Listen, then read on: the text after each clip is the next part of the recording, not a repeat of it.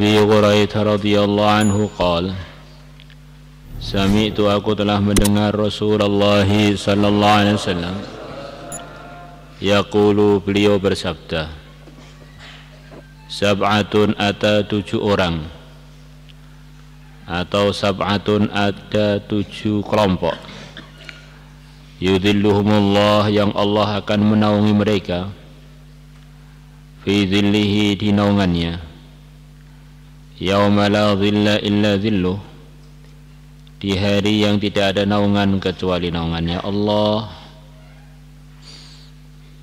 yaitu di hari mahsyar. Yang mana hari mahsyar itu nama lainnya adalah Yaumuddin, hari pembalasan. Semua manusia dikumpulkan di tempat perkumpulan mahsyar. Buminya ya bumi yang sekarang kita huni ini, tetapi dirubah suasananya.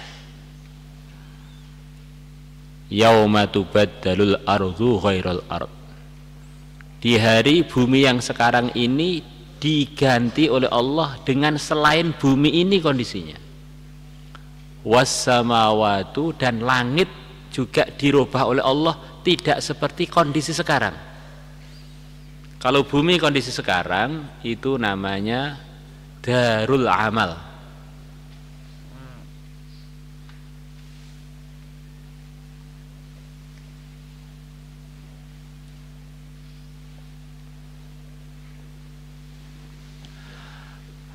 Tempat amal, bukan tempat pembalasan.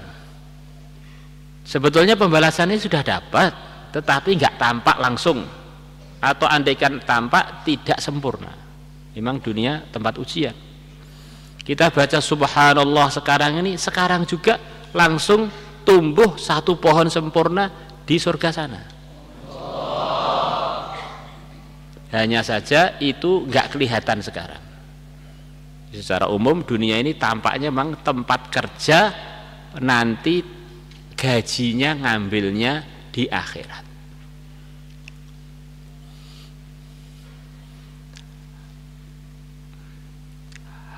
Kalau hari kebangkitan itu adalah kondisi dunia diganti sesuai amalan masing-masing.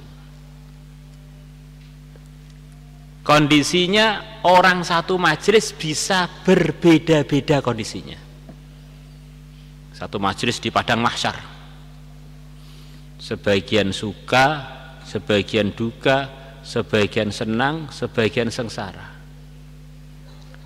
Seperti kondisi kita di majelis ini, sepertinya sama-sama duduknya amalannya beda. Dan nanti pada hari kiamat gak bisa ditipu, itu tampak beda-beda. Ada yang munawwar, bersinar, wangi. Ada yang baunya bau yang tidak enak. Ada mukanya dirubah dengan muka yang menghinakan, rupa yang begitu hina. Karena amalannya ketika dulu di dunia sama-sama hidupnya di satu kampung, bahkan di satu kelas beda-beda, bahkan di satu masjid beda-beda. Yaumul jaza. Dan kondisi alam waktu itu disesuaikan dengan amalannya per pribadi masing-masing.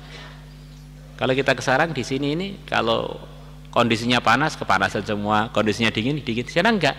Sebagian kedinginan, sebagian sangat enjoy, enak, sebagian sangat menderita. Sebagian yang dosanya dikit tenggelam di keringatnya sampai mata kaki di majelis yang sama-sama padang mahsyar. Sebagian dosanya lebih banyak, tenggelam di keringatnya sampai lutut. Ada dosanya begitu banyak boys, sampai dia tenggelam di keringatnya. Seperti kita duduk di sini nih, ada yang wali, ada yang belum, ada yang takwa, ada yang baru belajar, bahkan ada yang bolosan. Kebetulan aja hari ini pas ada di sini. Beda-beda.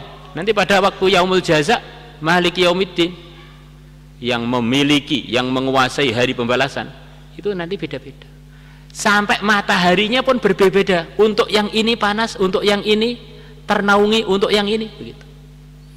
Ini diantara kondisi jaza, kondisi balasan pada 7 kelompok ini di padang mahsyar yang sama adalah diberi naungan Allah di waktu orang selain mereka tidak dinaungi. Yaumul jaza. Katanya Imam Ghazali kurang lebihnya, kadang-kadang orang itu mikir, masa sih di kuburan, di mahsyar itu orang yang berdekatan kondisinya beda-beda, satunya senang satunya susah, masa mana mungkin itu. Coba kamu renung, di dunia pun sering terjadi begitu itu. Kamu sama-sama duduk, satunya bayangkan hari Kamis walimah, seneng. Satunya yang duduk di sampingnya, sama-sama di sampingnya cemberut karena ternyata lamarannya ditolak hari Kamis itu jadi hari penderitaan. Untuk dia hari Kamis hari penderitaan. Nah, contohnya begitu. Ada sama-sama satu kamar, nah, sama-sama satu kamar, sama-sama tidur, sama-sama mimpinya. Orang lihat dari luar, podo ae. Nah, ternyata satu mimpi jadi pengantin baru, satunya mimpi di Uber polisi terus digebuki. Nah. Ya, kurang lebih kondisi mahsyar begitu itu. Di dunia ini sudah ada gambaran-gambaran begitu itu. Sama-sama satu majelis, sitoe memet, sitoe seweneng. Nah. Imamun adilun pertama adalah imam yang adil, pimpinan yang berbuat keadilan. Jadi orang itu kalau jadi pimpinan kok berbuat keadilan tuh masya Allah pahalanya itu mutaati, pahalanya itu dapat dari dia sendiri yang telah berbuat keadilan, kemudian melober kepada orang-orang yang dapat keadilan dia. Berapa banyak orang terkena kebaikan dia gara-gara keadilan dia itu.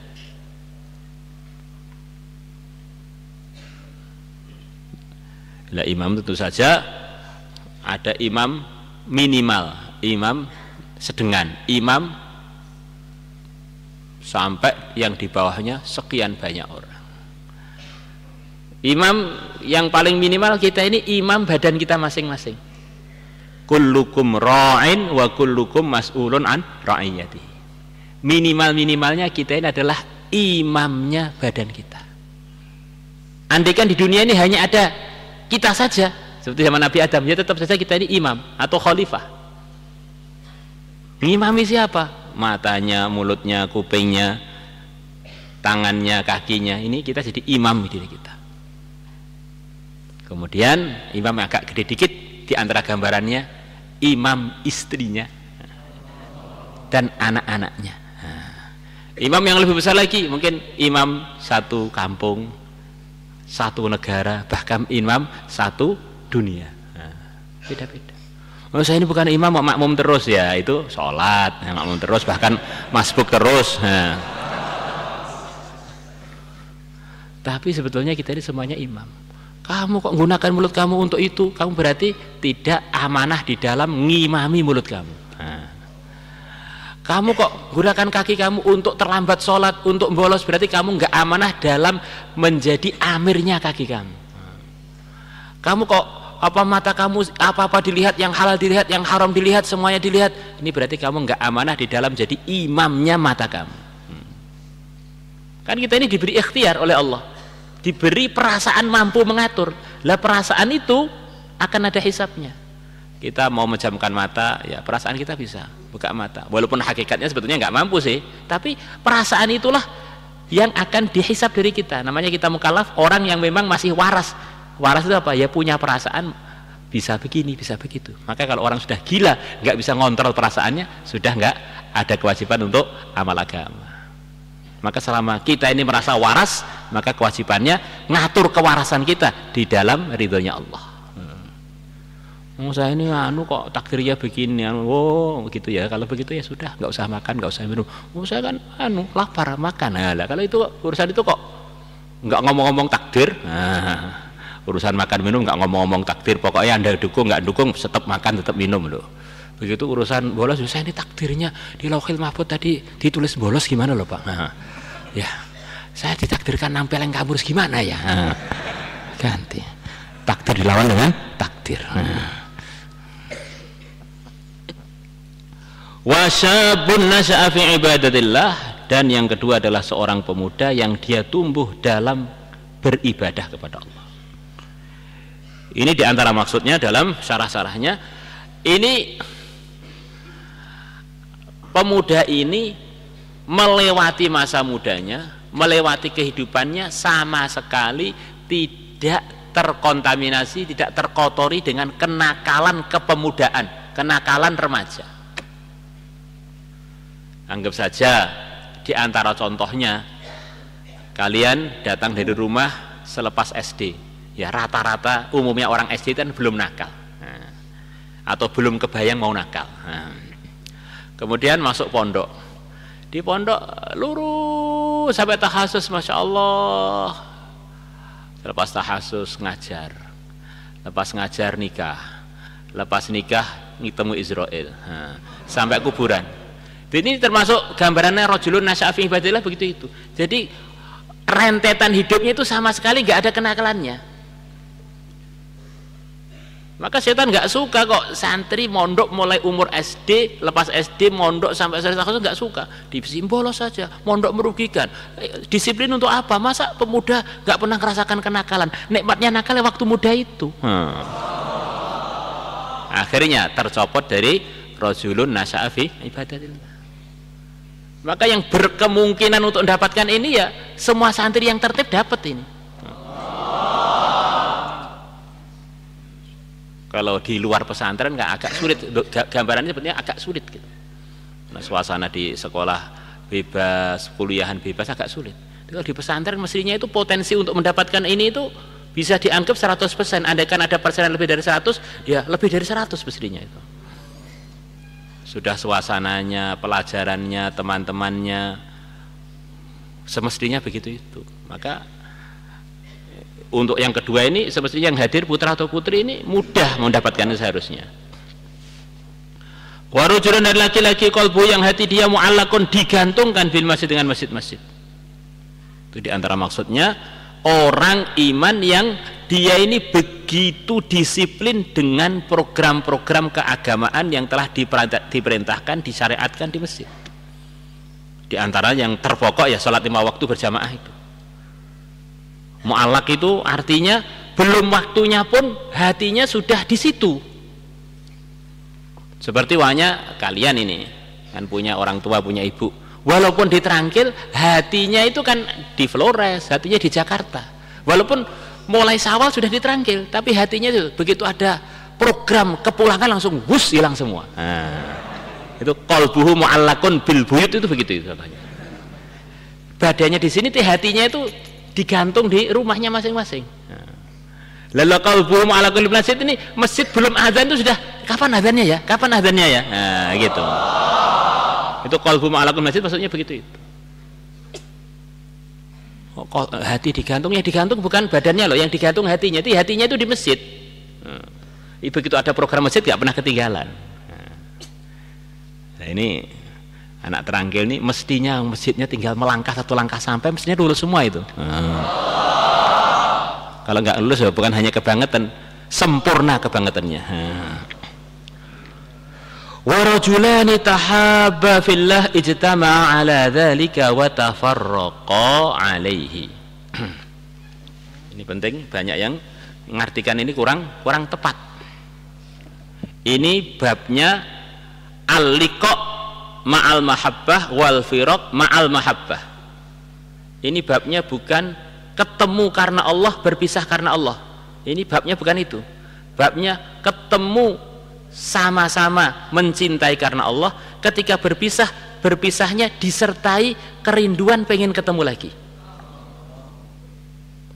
Gambarannya al-liqa ma'al hub wal firaq ma'al hub alal hub, itu contohnya pengantin baru. Contohnya pengantin baru ketemu dengan suaminya begitu romantis, suaminya pergi ke masjid loh, pengen ketemu kapan ya selesai program masjid cepat pulang saya. Itu contohnya, itu begitu itu. Nah ini diantara tanda iman benar itu kalau orang dengan teman muslimnya itu begitu rindu itu. Maka diceritakan para sahabat begitu selepas sholat jamaah subuh pulang ke masing-masing, untuk ngurusi macam-macam urusan. Wah, mereka kangen kapan ya ketemu dengan teman-teman lagi di masjid. Nah, begitu selesai Isya, tidur tuh sering kebangun. Loh, kapan subuhnya saya pengen cepat ketemu lagi teman-teman di masjid. Nah, ini banyak diartikan yang akan kita baca ini dengan al-hub fillah wal bughdhu fillah, itu keliru. Al-liqa 'alal hub wal firaq 'alal hub. Ala itu di atas. Al-liqa 'ala, ketemu di atas kecintaan, berpisah di atas kecintaan. Bukan karena Allah atau berpisah karena Allah, kalau itu urusannya ketegasan. Wes, siapapun kalau nggak diridhoi Allah saya siap berpisah, siapapun yang diridhoi Allah saya siap, gitu. Itu beda lagi. Ini contoh kerinduan. Paham ya? Ini penting. Wa rajulani tahaba fillah, dan dua laki-laki yang keduanya saling mencintai fillah karena Allah. Saling mencintai karena Allah. Kalau kalian cintai karena Allah, tidak mungkin dibuatkan maksiat. Saya cinta karena Allah, ternyata mengarah nyeleweng itu bukan cinta karena Allah, itu cinta karena nafsu dan sarung. Ijtama'a ala dzalik, keduanya berkumpul ala dzalika, di atas hubbillah, wa tafarraqa alaihi, dan keduanya berpisah alaihi, di atas hubbillah. Maka gambarannya yang telah diterangkan tadi. Paham ya? Ya, kalau ada yang terangkan selain itu harus diluruskan. Memang itu banyak kekeliruan dalam artikan ini. Wa rajulun, dan yang seterusnya adalah seorang laki-laki. Da'adhum ra'atun dzatu mangsibin wa jamal, yang mengajak dia untuk berbuat maksiat seorang wanita. Dzatu mangsibin, yang wanita tadi mempunyai posisi yang kuat, anaknya pejabat atau anaknya bos, orang yang kira-kira kalau dia berbuat pelanggaran pun nggak ada yang berani ngurus. Anaknya siapa, raja atau anaknya pendekar siapa, ngajak dia untuk ngeluyur, ngajak dia untuk maksiat. Terus wajamalin, bukan sekedar dia punya posisi kuat, memang dia cantik. Ini ada dua penguat untuk berbuat maksiat. Pertama, cantik, memang itu menarik. Kedua, nggak ada yang ngurus nanti. Tapi di situ itu tampak mutiara iman dia. Inni akhafullah.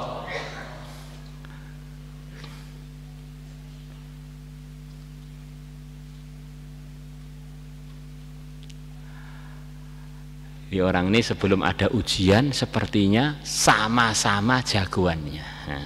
Begitu sparring ternyata satunya mukul aja nggak bisa, malah mukul ke seleo.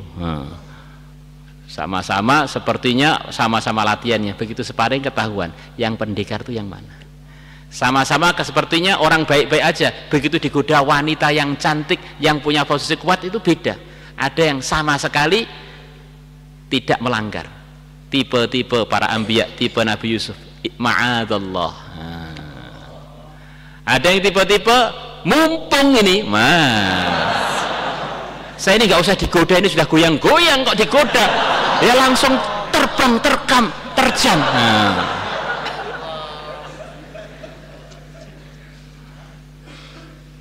Faqal, maka dia mengatakan, inni akhafullah, sesungguhnya aku takut kepada Allah. Warajulun, dan seterusnya adalah seorang laki-laki, tasaddaqa bisedaqatin fa'akhfaha, yang dia bersedekah dengan sebuah sedekah, fa'akhfaha, kemudian dia menyembunyikan sedekah itu. Dia tidak pengen sedekahnya diketahui oleh siapapun, saking menyembunyikannya, hatta la ta'lama shimaluhu ma tunfiqu yaminuhu, sehingga tangan kiri dia tidak tahu apa yang diinfakkan oleh tangan kanan dia. Begitu tersembunyinya sedekah dia tadi diungkapkan, sampai tangan kiri dia sendiri lo nggak tahu. Masya Allah. Apalagi orang lain yang badan dia aja bagian kiri lo nggak tahu. Ini diantara maksudnya bagaimana kita ini punya amalan, diantaranya amalan sedekah yang memang murni karena Allah, tidak pengen siapapun tahu, bahkan andaikan tangan kanan dan tangan kiri itu dianggap berpisah dengan badan kita, tangan kiri pun nggak tahu apa yang diinfakkan oleh tangan kanan kita, begitu tersembunyinya. Kadang-kadang kita ini sedekah belum pernah yang begitu itu, biar antara saya dengan Allah saja. Nah, ini bukan berarti sedekah yang jahriyah, sedekah yang terang-terangan nggak ada pahalanya. Karena sedekah yang terang-terangan itu juga bagian dari syiar untuk menyemangati yang lain-lain. Semuanya, dua-duanya dipuji oleh Allah. In tubdus shadaqati fa ni'ma hi. Fa ni'ma hu pahi. Fa ni'ma hi ya. Nah, kalau kalian sedekah dengan terang-terangan, maka itu adalah sebaik-baiknya perkara. Wa in tukhfuha, dan kalau kalian sedekah sembunyi-sembunyi, kalian sembunyikan, wa tu'tuhal fuqara, dan kalian berikan kepada orang-orang fakir, fahuwa khairul lakum, itu adalah lebih baik bagi kalian.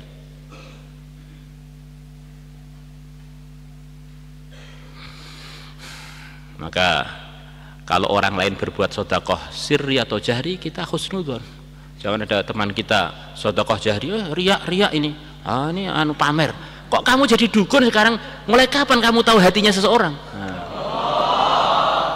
Mau jadi dukun. Nah.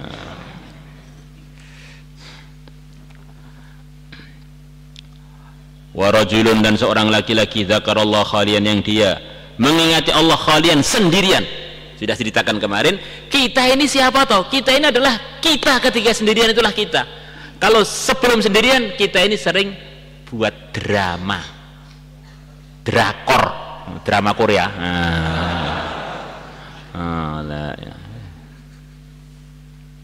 Jadi kalau kita sudah sendirian itu tampak, ini saya ini si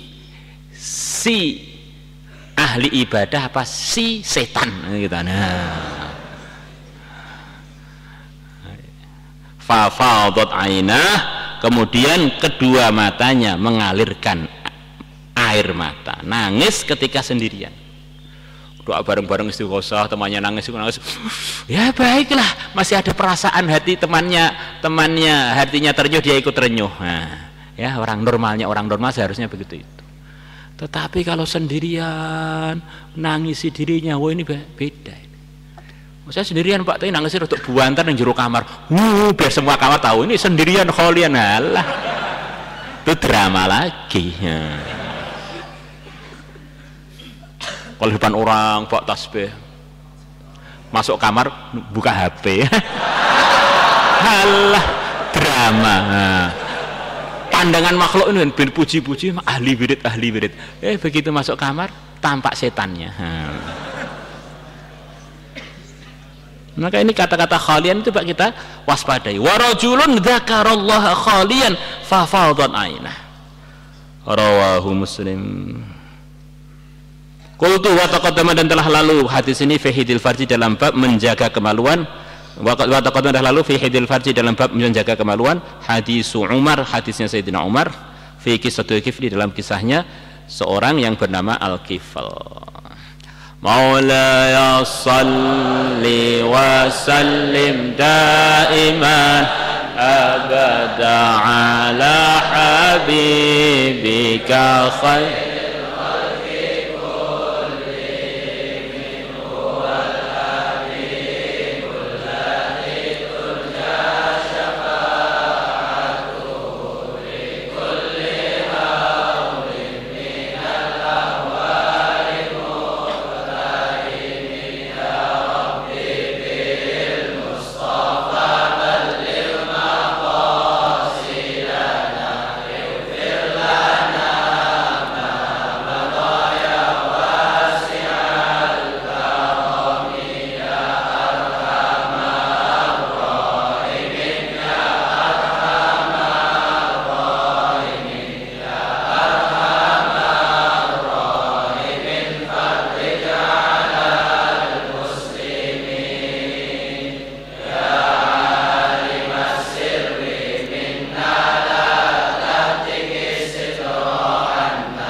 وعافنا واعف عنا